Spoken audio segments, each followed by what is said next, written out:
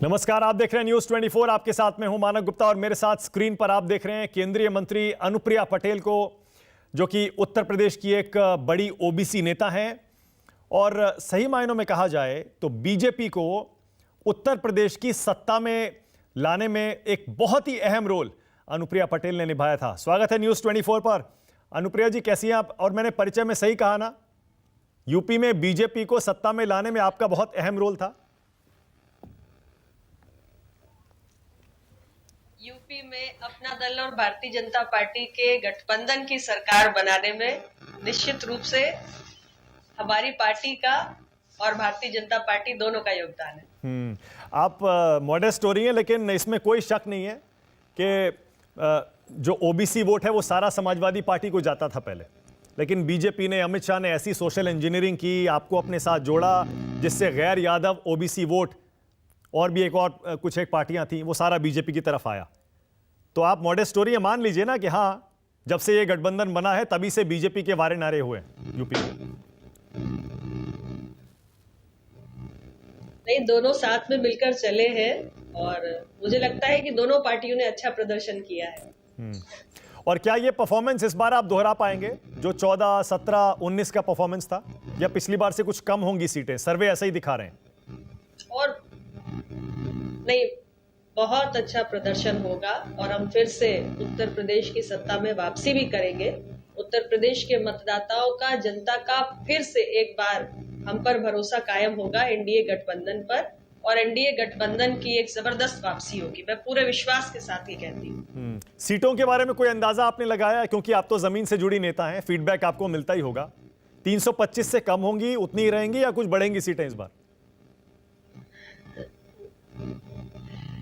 आंकड़ों के जाल में नहीं उलझूंगी मैं। हम फिर से सत्ता में वापसी कर रहे हैं और मजबूत सरकार बनाएंगे, इतना जरूर आपसे कहूंगी। और जैसे जैसे चुनाव आगे बढ़ेगा, आप देखिएगा कि जनता का जो रुझान है वो और तेजी से और मजबूती से एनडीए के पक्ष में आता रहेगा, अभी भी है। और जो संख्या आप कह रहे हैं, धीरे धीरे हम उसकी तरफ आगे बढ़ते रहेंगे। ओके। और जो सहयोगी दलों के बीच सीटों के बंटवारे का मसला था, समझ में आ रहा था, कुछ हम सुन रहे थे पेंच फंसा हुआ है, वो पूरी तरह क्या आप सुलझ गया है क्या? उस पर स्थिति थोड़ी स्पष्ट कर सकती हैं आप? देखिए, हमारी जो प्रारंभिक चरण की सीटें हैं वो धीरे धीरे करके क्लियर हो रही है और काफी कुछ क्लियर हो गई है। और हमने अपने कुछ प्रत्याशी जो पहले, दूसरे, तीसरे चरण के हैं उनकी घोषणा भी कर दी है।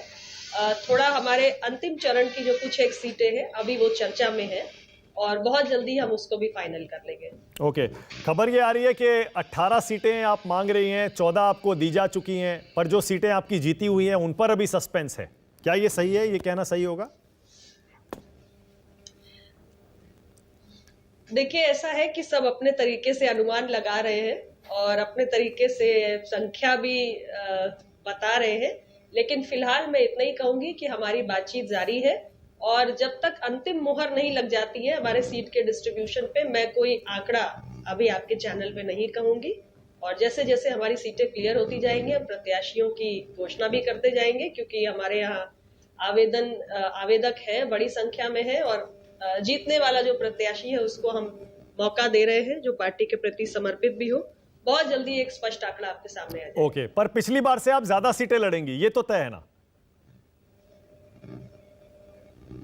बिल्कुल तय है, पिछली बार से ज्यादा सीटें लड़ेंगे। ओके। अनुप्रिया जी, जो कुछ एक और छोटे दल हैं उत्तर प्रदेश के, वो समाजवादी पार्टी के साथ जुड़ गए हैं। ओम प्रकाश राजभर हैं, अजीत सिंह हैं और भी कुछ एक नेता हैं। उनका यह कहना है कि अनुप्रिया पटेल और संजय निषाद बहुत बड़ी गलती कर रहे हैं। बीजेपी ने पिछड़ों के लिए कुछ नहीं किया और अब अनुप्रिया पटेल, संजय निषाद जैसे नेता सिर्फ 5 साल मलाई खाने के बाद अभी भी सत्ता के साथ सिर्फ सत्ता के लालच में चिपके हुए हैं। क्या जवाब देंगे उनको? देखिए, ऐसा है, 5 साल मलाई नहीं खाई है, 5 साल जनता के लिए संघर्ष किया है। जिस पिछड़े, वंचित, दलित समाज को हमारी पार्टी रिप्रेजेंट करती है, उसके हक अधिकार से जुड़े हुए हर मसले को हमने अपने सहयोगी दल के साथ सरकार में रहकर और एनडीए की मीटिंग्स में हर जगह हमने उठाया है। बहुत सारे मसलों का समाधान भी हुआ है।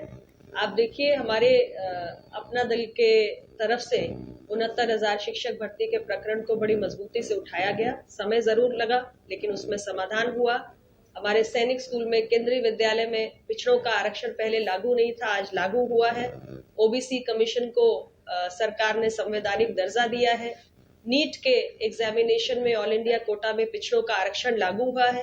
ये सारे ऐसे विषय हैं जिनके लिए अपना दल ने मजबूती से अपना पक्ष रखा है अपने सहयोगी दल के सामने, और निरंतर इन मसलों का समाधान हुआ है। मैं ये नहीं कहती कि सभी मसलों का समाधान हो गया है, क्योंकि पिछड़ा वर्ग के हितों से जुड़े हुए बहुत सारे मसले हैं जिनको हम बार बार कह रहे हैं, और हमें लगता है कि भविष्य में उन मसलों पर भी हम समाधान की ओर बढ़ेंगे। जैसे एक मसला प्रतियोगी परीक्षाओं में जो हमारे पिछड़ा वर्ग के या ये अनुसूचित जाति जनजाति वर्ग के अभ्यर्थी है, आज उनका जो कट ऑफ अंक है वो सामान्य वर्ग के छात्रों से ज्यादा आ रहा है। ये एक बहुत बड़ी विसंगति है जिसके समाधान की ओर भी हमें विचार करने की जरूरत है। इसी प्रकार से अपना दल निरंतर कहता है कि भारत सरकार में पिछड़ा वर्ग मंत्रालय का गठन होना चाहिए। तो ये ऐसे मसले हैं जिन पर अभी भी हमारा संघर्ष जारी है, और हमें लगता है कि भविष्य में हमें इसमें भी कामयाबी मिलेगी। लेकिन जो लोग अपना दल को आरोपित करते हैं, उनसे मैं जरूर पूछना चाहूंगी कि वो जिस गठबंधन का हिस्सा है, वहां पे जो लीडिंग पार्टी है उसने कई बार उत्तर प्रदेश में सरकार बनाई है। तो मुझे लगता है कि उन्हें जरूर ये बताना चाहिए कि इतनी बार वो सरकार में रहे, पिछड़ों के हक में उन्होंने कौन से ऐसे फैसले किए जिनका आज वो जिक्र कर सकते हैं। तो इस पर जरूर हमारे तमाम जो राजनेता है उनको बताना चाहिए जो दूसरे गठबंधन में शामिल है। इसका मतलब ये जो बाकी छोटे दल हैं जो अखिलेश के साथ चले गए, आप ये कह रही हैं वो गलती कर रहे हैं और वो पिछड़ों के खिलाफ जा रहे हैं? मैं किसी के लिए गलती जैसी बात नहीं कह रही हूँ, लेकिन चूंकि उन्होंने मुझसे एक सवाल किया तो मैंने उस सवाल का उत्तर दिया कि अपना दल मलाई नहीं काट रहा है। अपना दल ने ईमानदारी से पिछड़े दबे कुचले वंचित वर्ग के लिए संघर्ष किया है, और जो हमने संघर्ष किया है उसके मैंने तमाम उदाहरण आपके सामने पेश किए। मैं सिर्फ इतना ही कह रही हूँ कि यदि आपको लगता है कि आप जिनके साथ हैं उन्होंने पिछड़ों की भलाई की है, तो ऐसे कुछ उदाहरण आपको भी पेश करने चाहिए। अखिलेश जी तो कहते हैं कि बीजेपी पिछड़ा विरोधी है, जातिगत जनगणना तक को तैयार नहीं है, और उनकी सरकार आई तो वो तो कह रहे हैं जल्दी से जल्दी जातिगत जनगणना कराएंगे और जिसकी जितनी संख्या भारी उतनी उसकी हिस्सेदारी। ये फॉर्मूला वो लागू करके दिखाएंगे। बहुत अच्छी बात है। जिसकी जितनी संख्या भारी उसकी उतनी हिस्सेदारी, और जिसकी जितनी हिस्सेदारी उसकी उतनी जिम्मेदारी। इस मंत्र पर अपना दल भी चलता आया है, और सामाजिक न्याय की विचारधारा की बात करने वाली सारी राजनीतिक पार्टियां संख्या के आधार पर हिस्सेदारी की बात भी करती हैं। समाज के सभी वर्गों को, जातियों को उनकी संख्या के आधार पर प्रतिनिधित्व देने की बात करती हैं। इस फॉर्मूले पे, इस मंत्र पे हम भी चलते आए हैं। मेरा सिर्फ इतना कहना है कि आज चुनावी वक्त है, और समाजवादी पार्टी की तरफ से तमाम चुनावी घोषणाएं भी की जा रही है, बहुत ऐलान भी किए जा रहे हैं। लेकिन ये वो दल है जिसने उत्तर प्रदेश की सत्ता एक बार नहीं कई बार संभाली है। तो मुझे लगता है कि उनके पास ऐसी तमाम बातें होनी चाहिए बताने के लिए कि इससे पहले भी जब वो सत्ता में रहे तो हमारे पिछड़े वंचित समाज के लिए उन्होंने क्या क्या किया, इसकी उसका उन्हें जिक्र जरूर करना चाहिए। अनुप्रिया जी थोड़ा खुलकर बोलिए ना, क्योंकि अब तो चुनाव है, अब नहीं बोलेंगी तो कब बोलेंगी? क्योंकि पहले लगातार आरोप लगते थे समाजवादी पार्टी की सरकार में जो यादव समुदाय है वो सारा का सारा आरक्षण का कोटा ले जाता था, और समाज में भी गैर यादवों को दबाया जाता था। खासतौर से अखिलेश की सरकार में ये आरोप बीजेपी लगाती है और कई दल लगाते हैं, आपके भी कुछ नेता ये बात कहते हैं। क्या ये सच है, और क्या इसीलिए गैर यादव ओबीसी ने अखिलेश को छोड़ दिया, समाजवादी पार्टी को छोड़ दिया था? देखिए, मैं किसी को आरोपित करने के लिए यहाँ पर नहीं बैठी हूँ। मैं अपना काम करती हूँ, मेरी पार्टी अपना काम करती है। लेकिन हाँ, यदि मेरे सामने किसी ने कोई प्रश्न खड़ा किया है तो मैं उसका जवाब दे रही हूँ, जो मुनासिब जवाब है वो दे रही हूँ। और मुझे लगता है कि जो लोग मुझे आरोपित कर रहे हैं, मेरी पार्टी को आरोपित कर रहे हैं, उन्हें कम से कम इतना तो बताया नहीं चाहिए कि उन्होंने क्या किया है। अगर उनकी कोई उपलब्धियां हैं तो उनका जिक्र करने से पीछे नहीं हटना चाहिए। तो ये जो विनिंग कॉम्बिनेशन बना है बीजेपी का, अपना दल का, संजय निषाद का, और भी कुछ एक छोटे दल हैं, ये इतना सक्सेसफुल, इतना कामयाब कैसे हो गया? अनुप्रिया जी देखिए, जहां तक अपना दल और भारतीय जनता पार्टी की बात है तो ये तो कोई नया गठबंधन नहीं है। आप जानते हैं कि ये चौथा चुनाव हम साथ में मिलकर लड़ने जा रहे हैं। 3 चुनाव हम साथ में लड़ चुके हैं। अपना दल और भारतीय जनता पार्टी के कॉम्बिनेशन को, इस गठबंधन को उत्तर प्रदेश की जनता ने स्वीकार किया और इसलिए निरंतर एक के बाद एक चुनाव में हमें वोट किया है। आज हमारे साथ एक नए सहयोगी शामिल हो गए हैं। डॉक्टर संजय निषाद जी आ गए हैं। उनका अपना भी एक अच्छा खासा प्रभाव है और मुझे लगता है कि उनकी भी ताकत मिलेगी तो निश्चित रूप से हमारी एनडीए की ताकत में बढ़ोतरी होगी, ये मेरा विश्वास है। ओके, अब अनुप्रिया जी, आप पर अखिलेश यादव की तरफ से समाजवादी पार्टी के नेता और भी कई हमले करते हैं, जिनमें से एक वो ये कहते हैं कि देखिए आपकी माताजी कृष्णा पटेल को अखिलेश यादव ने कितना सम्मान दिया, अपने साथ बैठक में बुलाया और देखिए बाकायदा कुर्सी पर बैठाया, और आपकी तरफ वो कहते हैं कि आप अपना घर भी नहीं संभाल सकती हैं, तो आप ये गठबंधन कैसे संभालेंगी आगे?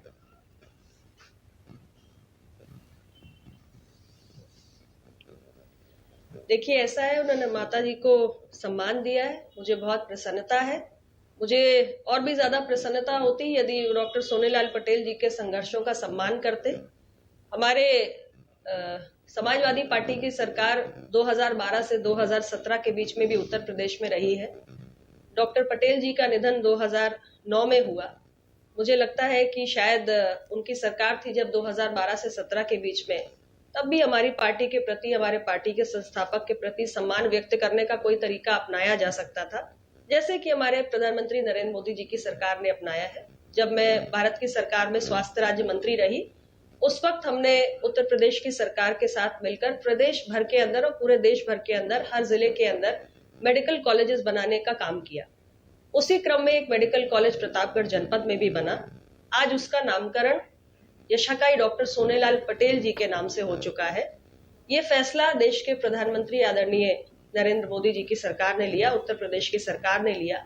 तो मुझे लगता है कि डॉक्टर साहब के संघर्षों को सम्मान देने का एक प्रयास किया गया। मैं उम्मीद करूंगी कि ऐसा कुछ काम भविष्य में हमारे समाजवादी पार्टी की सरकार की तरफ से अगर पहले हो गया होता तो बहुत अच्छा होता। वो ये कह रहे हैं कि सोनेलाल पटेल की असली उत्तराधिकारी तो उनकी पत्नी है, कृष्णा पटेल है, अनुप्रिया पटेल उनकी उत्तराधिकारी ही नहीं है। बहुत सारे नेता ये कह रहे हैं समाजवादी पार्टी के, खुल के कह रहे हैं इस बार के चुनाव में कृष्णा पटेल को सारा वोट मिलना चाहिए। हाँ, तो देखिए, ऐसा है कि माँ और बेटी के बीच में कभी कोई कंपटीशन नहीं होता है। रही बात डॉक्टर सोनेलाल पटेल जी के संघर्षों की विरासत का, तो ये आप मतदाताओं को और जनता को तय करने दीजिए। पिछले 3 चुनाव में मुझे लगता है कि जनता इस बात पर मोहर लगा चुकी है। 2022 में प्रत्यक्ष को प्रमाण की आवश्यकता नहीं होगी, नतीजे आने दीजिए। ओके, अनुप्रिया जी, इस बार जब यूपी में जाएंगी, आप अपना दल के लोगों के लिए प्रचार करेंगी, अपने प्रत्याशियों के लिए कौन कौन से मुद्दे आप उस प्रचार में उठाएंगी, किस आधार पर वोट मांगेंगी? कि बहुत सारे मसले मैंने पहले भी चर्चा की, मैं दोबारा समय नहीं लूंगी, दोबारा दोहराऊंगी नहीं। ये सारे विषय हमारे दबे कुचले पिछड़े समाज के हितों से जुड़े हुए थे और अपना दल ने हमेशा हाशिए पर पड़े हुए समाज के लिए ही संघर्ष किया है। हमारे मतदाताओं से हमारा ये वादा है कि उनके हक अधिकार से जुड़ा हुआ कभी भी कोई विषय आएगा तो जब हम विधानसभा में या संसद में नहीं है तो हम सड़क पर उसके लिए लड़ेंगे, लेकिन आज जब हम विधानसभा में है, संसद में है, सरकार में है, तो हम उन मसलों का समाधान कराएंगे जो हमने निरंतर किया है। और इसके साथ ही चूंकि हम सरकार में सहयोगी रहे हैं, उत्तर प्रदेश की जो विकास यात्रा आगे बढ़ी है, उत्तर प्रदेश में जिस तरीके से एक मैसिव इंफ्रास्ट्रक्चर का विकास हुआ है, नए एयरपोर्ट्स बने हैं, मेडिकल कॉलेजेस बने हैं, स्पोर्ट्स यूनिवर्सिटी बनी है, आयुष यूनिवर्सिटी बनी है, दूसरा एम्स मिला है, तो ऐसे तमाम जो सरकार के विकास कार्य है, उन उपलब्धियों को लेकर भी हम अपने मतदाता और अपनी जनता के बीच में जाएंगे। ओके, और जो चेहरे होंगे आपके प्रचार में, जाहिर है आपका चेहरा तो रहेगा ही प्रत्याशी के अलावा, उसके अलावा क्या योगी आदित्यनाथ का, प्रधानमंत्री का, या फिर अमित शाह का भी? नहीं, देखिए, निश्चित रूप से अपना दल के अपने स्टार प्रचारकों की सूची है जो इलेक्शन कमीशन में भेजी जा चुकी है। हमारे पार्टी के जो सीनियर पदाधिकारी हैं वो प्रचार करेंगे ही, और चूंकि हम गठबंधन में लड़ रहे हैं, भारतीय जनता पार्टी की तरफ से भी जो टॉप लीडरशिप है वो प्रचार करेगी। बहुत सारे लोग अभी प्रचार में जुट चुके हैं, डोर टू डोर कैंपेन हो रहा है, वर्चुअल मीटिंग्स हो रही है। तो हम सारे जो उत्तर प्रदेश की राजनीति के सक्रिय चेहरे हैं, ये हम सबकी जिम्मेदारी भी बनती है और हम सभी मिलकर प्रचार करेंगे भी, अपने आम जनमानस के बीच में जाएंगे, अपनी उपलब्धियों को लेकर जाएंगे। ओके, बहुत धन्यवाद अनुप्रिया पटेल जी न्यूज़ 24 से बात करने के लिए, शुभकामनाएं। नमस्कार, मैं हूं मानक गुप्ता। अगर आपको हमारा ये वीडियो पसंद आया हो तो इसे लाइक और शेयर जरूर करें, और हां, हमें सब्सक्राइब और फॉलो करना ना भूलें ताकि आप देश और दुनिया की कोई खबर मिस ना करें। तो जुड़े रहिए हमारे साथ और देखते रहिए न्यूज़ 24।